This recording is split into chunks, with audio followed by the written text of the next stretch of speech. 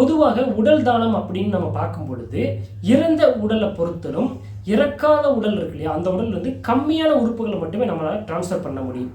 உதாரணமாக என்னென்ன பண்ணோம்னா கிட்னி, அப்புறம் வந்து இந்த மாதிரி குறிப்பிட்ட சில விஷயங்களை மட்டுமே நம்மளால் பண்ண முடியும்.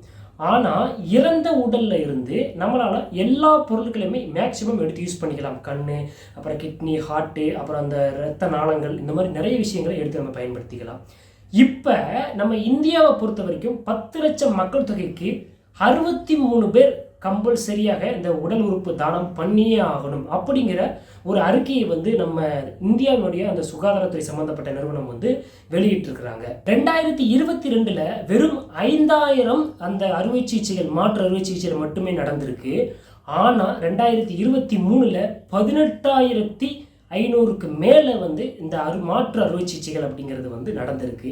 ஸோ இந்த அறுவை சிகிச்சைகள் அப்படிங்கிறது நடக்கிறதுல ஒரு மிகப்பெரிய பிரச்சனை என்ன அப்படின்னு சொல்லி பார்த்தோம்னா, நிறைய பேர் வந்து இந்த ஜாதி இந்த விஷயங்களை பார்க்குறாங்க. ஃபஸ்ட்டு சயின்டிஸ்டாகவே வந்து பார்க்கும்பொழுது இந்த பிளட் குரூப்ஸு இந்த மாதிரி சில விஷயங்கள் இருக்குது. ரெண்டாவது இந்த ஜாதி அப்படிங்கிறது. மூணாவது வந்து பார்த்திங்கன்னா மதம் சம்மந்தப்பட்டு பார்க்குறாங்க. நான்காவது இந்த ஆண் பெண் அப்படிங்கிறது சம்மந்தப்பட்டு பார்க்குறாங்க.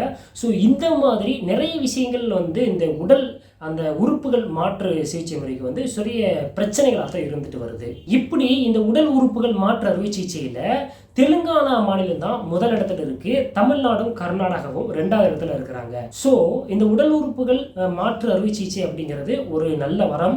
அதே நேரங்களில் அந்த உடல் உறுப்புகளை தானம் செய்யறதுக்கு எல்லாரும் முன்னாடி வரணும். ஏன்னா உதாரணத்துக்கு சொல்ல போனால் 13 லட்சம் நோயாளிகள் வந்து இன்னும் வெயிட் பண்ணிட்டு இருக்கிறாங்க.